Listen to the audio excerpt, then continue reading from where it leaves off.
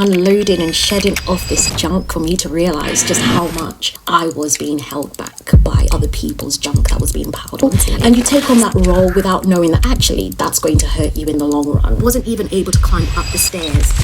4 minutes to 4, an angel walked up to my door, opened the windows to my soul, told me he think that I should know there's no slowing down as the globe spins around.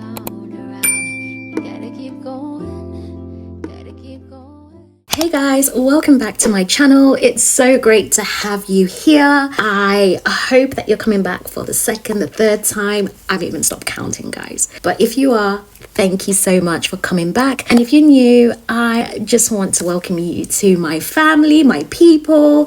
I wanted to talk about something that I've been reflecting on. And in the previous vlogs, I spoke that I'd piled on a bit of junk in the trunk, and I'm actually trying to shred all the junk in the trunk that I piled on. And I thought this would make for a perfect discussion because some of the junk that I'm referring to is just spiritual junk that we pile on through others, through life, being a big sister or a good friend or a cousin that is always there to support the other cousin, all of that good stuff. And I just felt that, yeah, we could unpack what this looks like and what this may look like for you. It took me unloading and shedding off this junk for me to realize just how much I was being held back by other people's junk that was being piled onto me. Anytime that you find yourself wanting to grow, to step forth, to be bold, it's going to ruffle some feathers, which is to be expected, to be honest with you, because a lot of the times, if you're like the person that I am caring. I've also taken on many people's burdens unbeknownst to myself. And I think a portion of that comes from people pleasing, which I've been on a journey to break out of. It obviously started with being in a dynamic where you are perceived as more strong, more capable, and you take on that role without knowing that actually that's going to hurt you in the long run. And so what this may look like, for example, is maybe a friend that is overbearing, trauma dumping, hogs you on the phone for hours on end to the point where you can't be productive in your day because you have to somewhat mollycoddle another adult. And everything that I'm sharing, I have been and I am still working on growing that muscle. So I don't want it to sound as though I don't understand how tough that is sometimes to outgrow. But what often happens is when you take on those roles, you become the encourager, the scapegoat, the weightlifter, the everything that other people need. But at the same time, there's very little that's left for you in return. And one Bible scripture that always God has used to circle back is the 10 wise virgins. 5 of them were wise, they had that oil, 5 of them were unwise. For me, in this season, God showed me that many people tried to hog, and I was very unwise by sharing my anointing, my gifts, leaving me with very little and feeling depleted in the end. And whilst God gives us these things, they are to help other people, but you have to establish a point where it's just not healthy. And in these cases, when you do put, say, a boundary to say, no, you can't have that. No, I can't do that for you.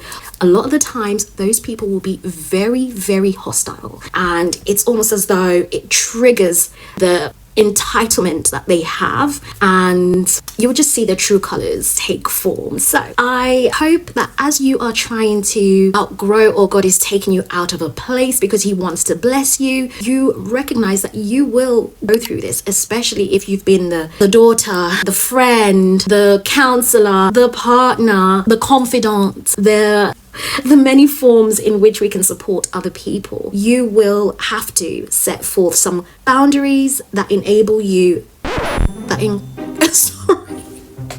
sorry, I've just had a message, and yeah, because even those wise virgins, they said, no, you can't have this. And for whatever reason, when you become a believer and you're saved, people think that it's okay to abuse somebody else. It's okay to just want and not set up healthy boundaries. And I had to navigate through these things. And I promise you, it has meant for losing friendships, losing the same sort of dynamics that I may have held. But what that taught me was, one, I was enabling bad behavior. Secondly, I then got to see the takers to say maybe the people that are envious, I'm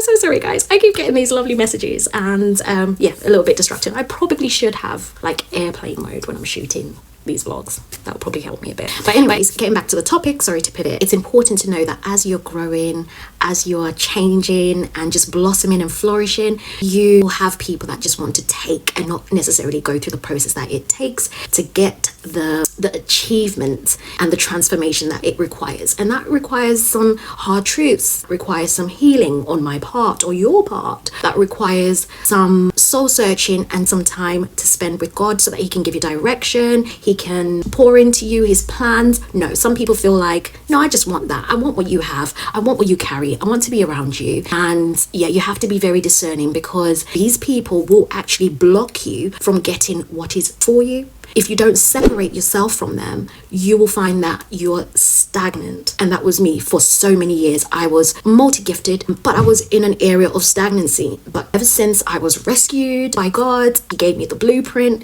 Hey, things have just been flowing, good, bad, turbulent, but all the way they're flowing. We're not stuck in stagnant rivers anymore.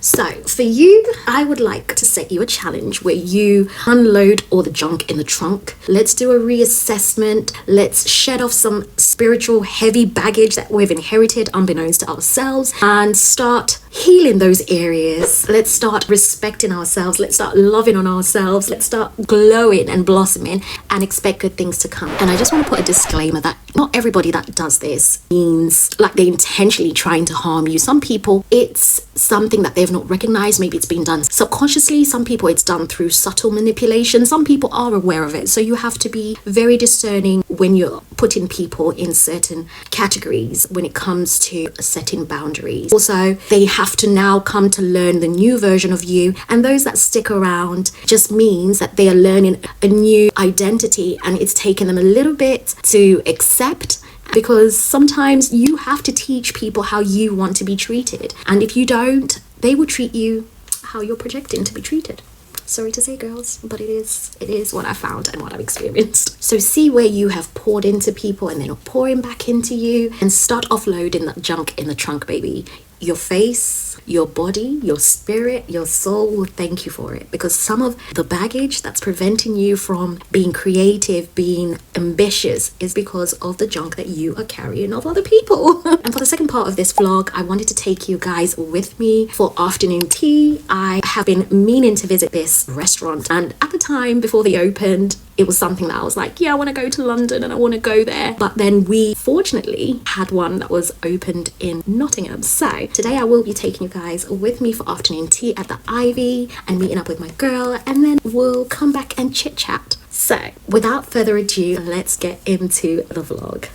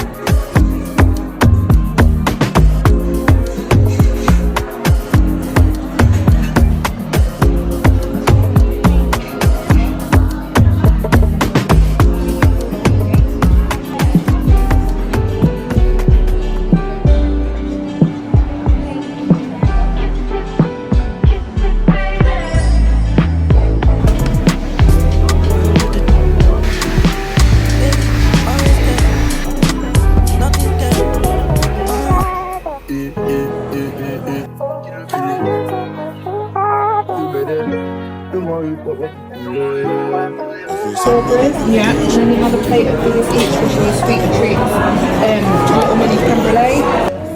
Baby kilo day, body hot, cup, I'm gonna get it. Be smart, be the bar for you, be the bar for you.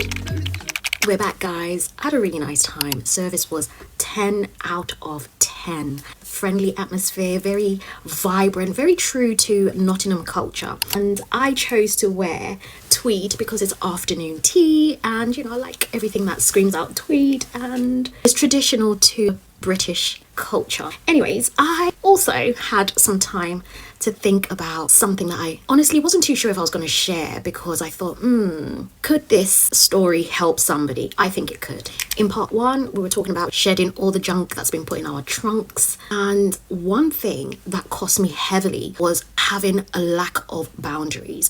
As a friendship that I used to have and I used to entertain, this friendship now, I think about how selfish the other party was. It makes me also reflect on how did it get to that point where they felt so entitled. So I'm going to just summarize it a little bit, but we were like mummy friends. Back then, our sons were born around the same time and we'd gone through certain things in motherhood, but here's where our friendship was not equally yoked. So many years later, my friend asked me to babysit for her. She wanted to go and have a cosmetic surgery in Turkey and she didn't have anyone that she could ask. I mean, she has her sisters. Mum, I wouldn't necessarily, the relationship with the mum is fractured, so I understood why she couldn't ask her mom to go. But she had asked me at a time where I was going through some health challenges. I felt pressured to say yes. I felt as though it was my duty to help her, when in actual fact it wasn't. I had agreed to helping her, and she was very aware that I was going through some health challenges that were life altering, and I've never bounced back from that health issue. Anyways, this was in the infancy of health challenge that I got to learn, and she had the expectation that I could still come and babysit. Bear in mind that she would be going maybe for, I can't even remember, and I'll be lying, maybe it's 5 days or maybe even a week, I can't remember, but somewhere near there, because she was going abroad. Where I fell short and where I was wrong is the fact that I actually said yes in the first place. Now, we didn't live in the same city, so if you're watching this from the US, it's like living from one state to another. And she felt entitled that I should come down and look after my child, her children, whilst I was going through a very serious health crisis, really. And as it got closer to the time, I was hoping, and I think I was being delusional, that things would improve, but she didn't really seem to empathize with the fact that this was not really a good option to come to me. There came to a point where I started analyzing this, and I realized I couldn't help her. I genuinely wanted to help her, but I couldn't. And if I did, it was going to be a detrimental thing to me, because I wasn't even able to climb up the stairs. And so when I told her that, she was livid and upset, tried to guilt trip me, tried to manipulate me, and also tried to put her responsibility, which I felt was silly, onto me. And I'm glad that I honored myself and didn't go follow through by helping her look after her children, because I was at a time where it was hospital appointments, trying to find out different treatments, and just going through a whole battle that was quite scary.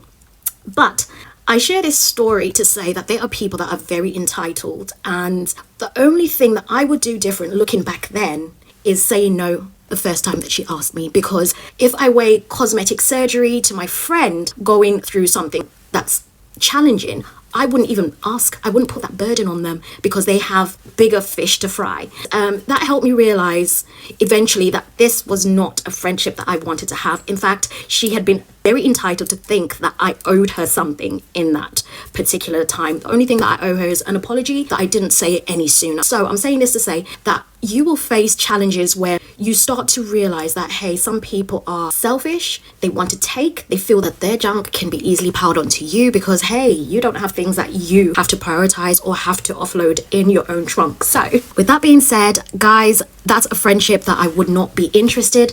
Of course, time has passed us, and in hindsight, maybe it wasn't dealt with in the best possible way, but all I could say is I wouldn't do anything any different. The only thing that I apologize for is that I had agreed to commit to something like that whilst I was going through my own battles, and especially for something that wasn't so serious. It was all to do with vanity. I personally don't believe that if I want to go and have my laser appointments and I've got a baby or responsibilities, that the world or somebody close to me has to drop what they're doing, especially when they're ill, just for me to do this thing that maybe is not as significant. And I was going to honor that, but it got to a point where I spoke to a family member and they were telling me, this is insane. You cannot even walk up the stairs. How are you going to manage with 3 children? And we're talking about a baby, 2 boys, myself, whilst your friend is going abroad to go and get a cosmetic surgery. So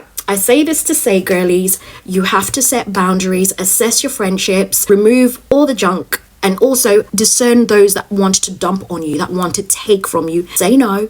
If they stay, then I'm glad. The friendship can be salvaged. You can grow. Nothing is perfect. No one is perfect. But if they don't and they feel like you owe them something, they got to go out. So if you've enjoyed this video, please don't forget to comment, subscribe, like and share. It helps me with the algorithm, and that's one way that you can support what I'm doing here. That being said, I can't wait to see you on the next vlog. Till next time, take care. Mwah.